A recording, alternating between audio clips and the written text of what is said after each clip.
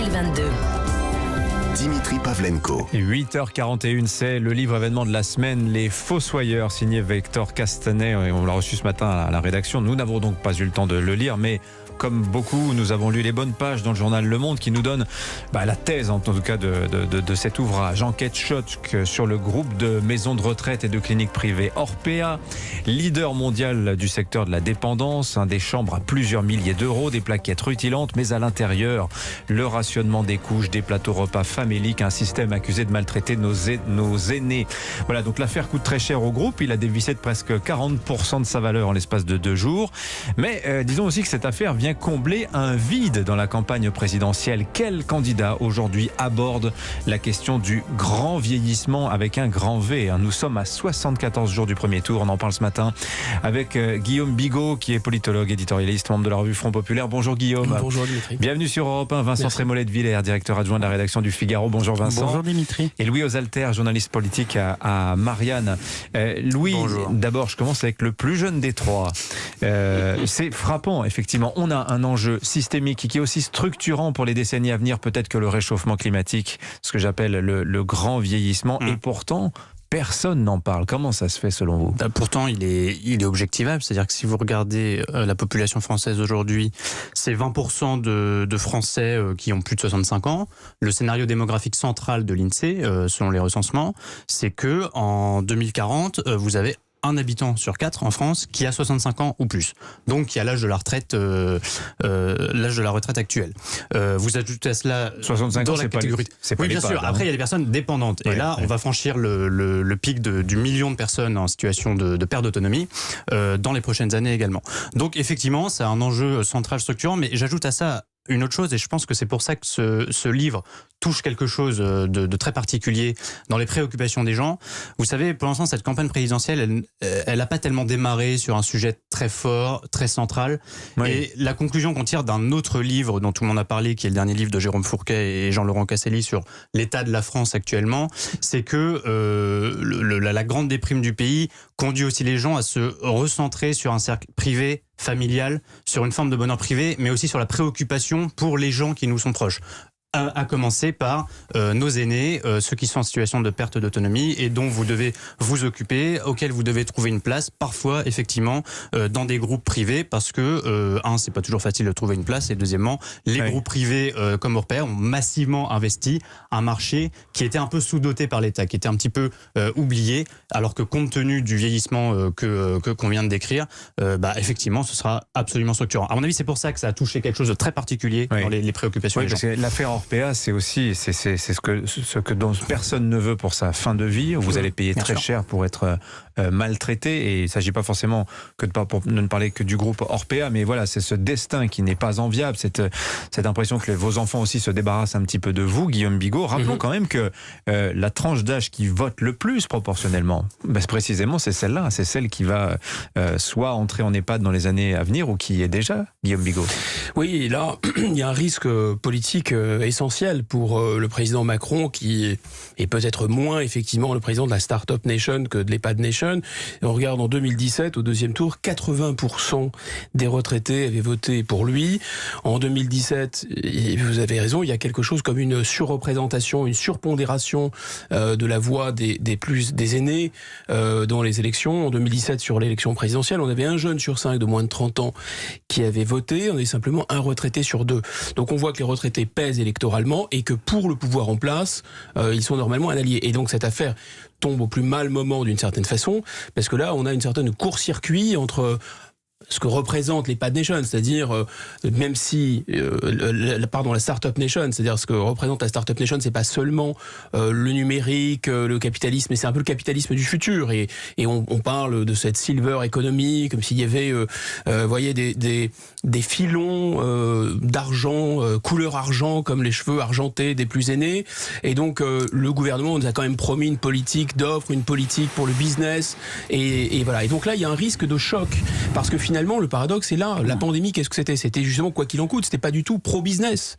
La pandémie, ça a amené une politique où on a bloqué toute l'économie pour les plus vulnérables et notamment pour les plus âgés. Ouais. Et là, on se rend compte que la politique de business pour les plus âgés, si on lève le rideau, c'est très inquiétant. Alors d'ailleurs, je lisais Vincent Trémollet de Villers dans les colonnes du Figaro, un article intéressant à mettre en contrepoint avec ce qu'on en raconte actuellement sur le grand âge et sur les EHPAD, qui concernait la difficulté à trouver des places en crèche. Et je me faisais cette réflexion on se rend compte qu'aux deux extrémités de l'existence, aux deux âges où l'on est improductif, quand on est enfant, quand on est très vieux, eh ben, il y a un problème aujourd'hui. L'auteur peut faire le tome 2 là, sur les crèches.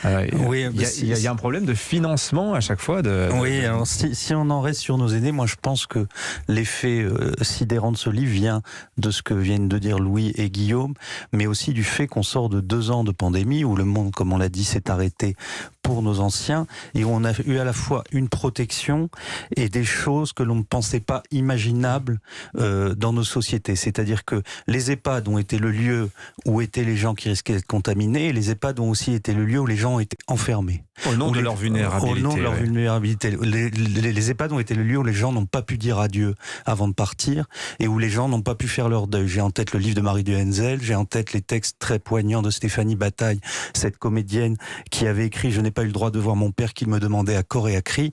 Et on a vu devant nous le principe d'Antigone, c'est-à-dire Créon qui empêche Antigone de soigner ses morts. Et je pense que c'est peut-être la tâche indélébile dans la gestion gouvernementale de ces 2 dernières années. Il y a eu plein d'erreurs, mais tout le monde les aurait faites. Là, il y a quelque chose qui touche à l'anthropologie la plus profonde et la plus centrale de notre civilisation. Oui. Et à partir de là, les EHPAD sont apparus comme le lieu de cette déshumanisation. Il y a un autre livre, on a parlé des Fossoyeurs, on a parlé du livre de Jérôme Fourquet, mais il y a un 3e livre, tout à fait central et qui se vend par centaines de milliers, qui est le dernier roman de Michel Houellebecq, qui s'appelle Anéantir, et dont le thème, ça se passe en 2027, et le thème, ce sont les EHPAD. Et c'est l'impossibilité de vieillir et de souffrir dans la dignité. Vous savez, ceux qui défendent l'idée de l'euthanasie parlent de mourir dans la dignité. Ce que répond Houellebecq, c'est pour l'instant, on peut même pas vieillir et souffrir dans la dignité. J'en termine là, il y a une scène magnifique dans ce livre où un des personnages, une aide-soignante qui vient d'Afrique, est au milieu des cris et de ces scènes quasi médiévales de vieillards oubliés. Et elle dit, si c'est ça le progrès, ça ne vaut pas la peine. Ouais. Et je pense que c'est une phrase qui résonne avec le livre de Victor Castanet. Je voudrais, pour nourrir notre conversation, vous citer une phrase d'un papier publié par The Conversation, le site internet, par Dominique Argout, qui est président du conseil scientifique de la Caisse nationale de solidarité pour l'autonomie. Et il se pose cette question, comment se fait-il qu'on parle pas des vieux, qu'on parle pas du grand âge aujourd'hui dans la campagne présidentielle? Il dit, bon, déjà le problème numéro 1, c'est que ça suppose de parler de choses qui vont coûter très cher. Il rappelle que le rapport Libault, qui préparait la réforme de la loi sur le grand âge, nous disait le grand âge, c'est 10 milliards par an à l'horizon de 2030. 10 milliards par an. On est sur un budget quand même colossal. Et il dit, il y a aussi quelque chose de frappant, c'est qu'on est toujours dans une approche de solidarité froide. On va vous parler de milliards d'euros quand on va vous parler de nos aînés. Or, ce livre, Les Fossoyeurs, il parle de quoi? Il parle de couches, il parle de plateau repas, il parle de gens qui pleurent dans un coin, des gens qu'on empêche de voir leurs enfants. Il parle du cœur, il parle de l'humain, en fait, finalement, Louis. Bien sûr, et moi j'ajoute à ce qu'a dit Vincent, le grand paradoxe qu'a souligné cette pandémie, le paradoxe entre une protection très appuyée en transformant les EHPAD en une forme de prison, quelque part, de prison protectrice, mais où des gens sont clairement enfermés, et l'inhumanité de ne pas pouvoir accompagner quelqu'un qui meurt. Et je rajoute à ça le collectif Tenir ta main, qui a été créé autour de Stéphanie Bataille, qui, en fait, a fait apparaître, après la première onde de choc de la pandémie, le témoignage de milliers de personnes qui n'ont pas pu dire au revoir à leurs proches, tout simplement parce que des personnels d'établissements, de cliniques, d'hôpitaux, les empêchaient d'entrer parce que il y avait ce risque de contamination au Covid, mais c'est des gens qui auraient préféré contracter le Covid et voir leurs proches une dernière fois, leur aîné une dernière fois, plutôt que d'être tenus à l'écart. Sur ce que vous disiez, Dimitri, il y a effectivement cet enjeu du bien vieillir. C'est vrai qu'on parle beaucoup de la fin de vie, et en fait c'est comme si on niait tout cette espèce de vie qui s'allonge entre l'âge de la retraite et l'âge de la mort. Et on sent que certaines personnes ont envie de résoudre ce problème en posant directement la question de la fin de vie, et du coup ne posent pas le problème du vieillissement. Parce que l'immense question et la vertigineuse question qui s'ouvre, c'est comment voulons-nous vieillir dans ce pays? Comment voulons-nous accompagner? Et ça concerne nos aînés aujourd'hui, ça nous concernera nous demain. Donc ça préoccupe tout le monde, mais le modèle n'a pas été trouvé. Et on voit très bien dans l'affaire Orpea, on a vu aussi avec les critiques qui étaient adressées au groupe Corian que des groupes privés, et c'est normal, c'est la logique du capitalisme, ont investi quelque chose qui n'était pas pensé par l'État, qui n'a pas été pensé par un débat collectif. Il y a eu énormément d'argent. Le groupe Orpea, c'est 160 millions de résultats nets en 2020. Année économique déprimante pour tout le monde, mais visiblement pas pour absolument tout le monde. L'État, qu'a fait l'État? La création d'une 5e branche de la Sécu sur l'autonomie, mais qui pour l'instant n'est pas financée. Et ce que vous pointiez, c'est ce que dit aussi un rapport de la Cour des comptes qui vient de paraître, d'ailleurs, qui est paru lundi, qui pointe le dramatique manque d'aide à domicile, de personnel de manière générale pour accompagner le vieillissement et accompagner nos aînés. Oui, moi je voudrais refuser ce discours d'une certaine forme de culpabilisation. Je comprends bien que dans le succès de ce livre foudroyant d'ailleurs... De quelle culpabilisation vous voulez parler? Sur la manière dont nous, les Français, traitons les plus anciens. Et le fait des reléguer, c'est une critique qui est adressée souvent par des sociétés traditionnelles. La diplomatie chinoise version Xi Jinping, vous savez, les loups combattants, envoyés sur les réseaux sociaux, des choses extrêmement agressives en disant l'Occident, regardez, vous êtes décadent, vous laissez mourir vos vieux, vous les mettez à part. Bon, il faut quand même rappeler un certain nombre de choses de base, me semble-t-il. D'abord, c'est le cadeau empoisonné de la science et de la médecine. Parce que oui, la médecine nous permet de vivre plus vieux, et ça c'est formidable, mais elle nous permet de vivre aussi dans des états apocalyptiques. Donc ça rejoint finalement la question de la fin de vie et de l'extrême dépendance. Les gens sont très heureux d'interagir avec les personnes âgées. Alors on peut se poser la question, je pense qu'elle mérite d'être posée, fait que les personnes âgées sont des livres sont des livres ouverts finalement et devraient être davantage au cœur de la société. C'est probablement à repenser. Moi je déteste l'agisme, mettre les gens au paquet d'âge, c'est épouvantable. En revanche, la question qui est posée là, c'est celle que la médecine, c'est-à-dire le fait de récupérer des gens dans des états apocalyptiques qui, pour eux-mêmes, comme pour leurs proches, ne peuvent pas rester isolés. Et quand vous avez des sociétés qui ne sont plus des sociétés villageoises, sont plus des sociétés agricoles, où il n'y a pas 3 ou 4 générations qui peuvent vivre sous le même toit, avec une urbanisation et avec les femmes qui travaillent, facteur très important, que faire? C'est un problème gravissime. Donc ce problème n'a pas vraiment été pensé, et c'est un problème effectivement redoutable, c'est sûr. C'est la moitié des dépenses de santé, c'est la dernière année de vie, et quand on rentre dans un EHPAD, je crois qu'on a 3 ans et 4 mois d'espérance de vie. Et il y a effectivement des phénomènes de glissement. Tiens, juste pour prouver l'approche budgétaire systématique des gouvernements sur cette question d'âge, écoutez la réponse hier d'Olivier Véran à l'Assemblée nationale qui répondait à, non pas la mise en cause, mais en tout cas le député de la France Insoumise qui évoque ce livre en disant « Mais qu'avez-vous fait ?» à l'adresse du ministre. Écoutez. J'ai demandé à la ministre déléguée en charge de l'autonomie, Brigitte Bourguignon, de saisir immédiatement le groupe de manière à ce que des réponses puissent être apportées. Nous le devons, notamment aux familles et aux résidents et aux soignants. Et à la lumière de ces conclusions, je verrai s'il y a lieu de diligenter une enquête de l'inspection générale sur l'ensemble du groupe pour vérifier quelles sont les procédures en vigueur et quelles sont les conditions avec lesquelles ils prennent en charge. Voilà, et il poursuit en disant vous ne pouvez pas dire que nous n'avons rien fait. Nous avons engagé 2,6 milliards d'euros dans un projet de loi que vous n'avez pas voté, Madame de la France Insoumise, etc. Alors, la question qui ressort de tout ça, c'est on a l'impression de découvrir la Lune, là, Vincent Trémollet de Villers. Le ministre pouvait-il ne pas savoir ce que tout le monde sait, que dans les EHPAD, la vie n'est pas des plus heureuses? On a vu pendant 2 ans ce qu'elle était, puisque la pandémie a permis de faire ce dévoilement. Et ça rejoint le problème de l'hôpital et le côté incompréhensible de l'absence de vision du gouvernement sur le vieillissement de la population française et de l'Occident sur le vieillissement de cette population. Mais je fais le parallèle avec Roubaix, le reportage sur Roubaix, où vous avez entendu des responsables politiques dire mais nous ne savions pas que ça se passait dans certains de nos quartiers.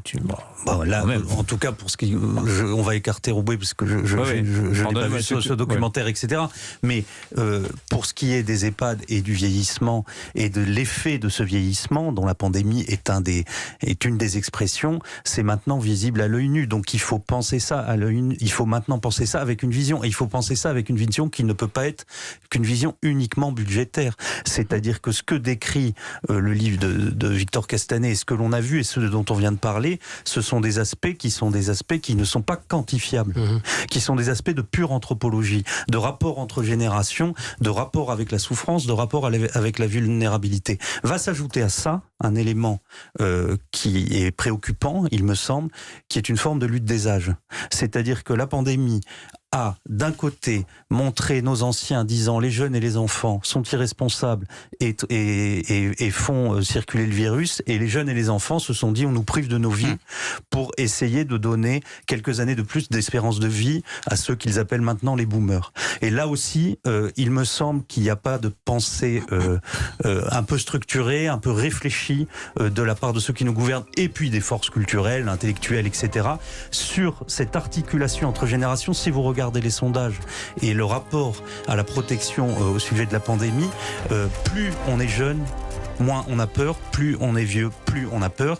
Et ça crée c'est la première fois, moi, j'ai 47 ans, que je vois une tension nette comme ça entre les générations. Merci Vincent Trémollet de Villers du Figaro, Guillaume Bigot, politologue éditorialiste, Louis Osalter, journaliste politique à Marianne. Tiens, à la une de Marianne, demain.